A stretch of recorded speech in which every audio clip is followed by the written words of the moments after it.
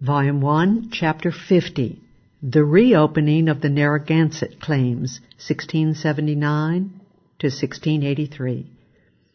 During his first 4 years in high office in New England, Edward Randolph exerted a most powerful influence on the Narragansett country. We have seen that the settlement by the Royal Commission in 1665 granted the Narragansett country as King's Province to Rhode Island, but continued the arbitrary Atherton Company land claims in force. Before 1676, the land dispute had been more or less academic, but the eradication of the Narragansett Indians in King Philip's War now opened the entire country to land settlement. Aware that the Narragansett lands were now a glowing prize, the Atherton Company claimed that Rhode Island had forfeited jurisdiction by failing to do its part in New England's extermination of the Narragansett Indians.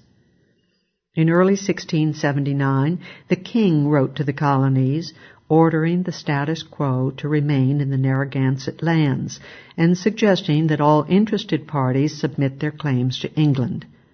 In reply, the commissioners of the New England Confederation got together and strongly backed the claim of Connecticut to the territory.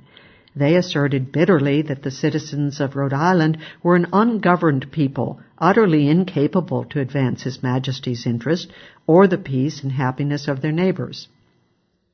In the same year, the Atherton Company expanded its membership, with Richard Wharton soon becoming a leading partner. The company petitioned Connecticut to assume jurisdiction, but to no avail. Randolph now agreed to plead the Atherton Company's case, and in 1680 backed up the new Atherton plan for an independent charter for King's Province. The company also managed to win the support of Governor Andros of New York for its claims. But its most important friend at court was Lord Culpeper, the royal governor of Virginia, whose support was purchased by Wharton in exchange for partnership in the Atherton Company. Lord Culpeper urged the Lords of Trade to appoint a new set of commissioners to decide the Narragansett problem, for which he suggested a list of substantial, able, and uninterested persons. The list included such an uninterested group as Fitzjohn Winthrop, son of the late John Winthrop, Jr., and a partner in the Atherton Company; Winthrop's brother-in-law, Edward Palms; Edward Randolph; and William Stoughton and Joseph Dudley of the pro-Crown opportunist group of Massachusetts merchants. The Lords of Trade accepted Culpeper's suggestion, their agreement being facilitated by Wharton's discreet offer, sent via Randolph to the Secretary of the Lords, William Blaithwaite, of payment for services rendered.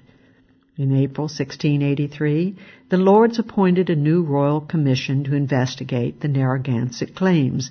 They accepted Culpeper's 8-man list, adding to it only Governor Cranfield of New Hampshire as chairman.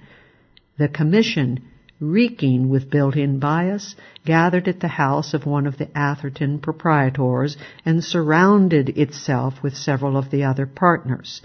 The Rhode Island government vigorously protested these proceedings and ordered the commission out of its jurisdiction. The commission sent in its report in October 1683, finding for Connecticut and the Atherton Company, and invalidating the previous royal commission and the jurisdiction of Rhode Island.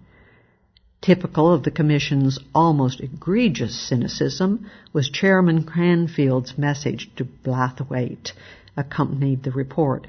The message informed the latter that the Atherton proprietors do all intend to compliment you with a parcel of land within their claim. So it was that the Cranfield Commission paved the path for the land grab of the Narragansett country by the Atherton Company.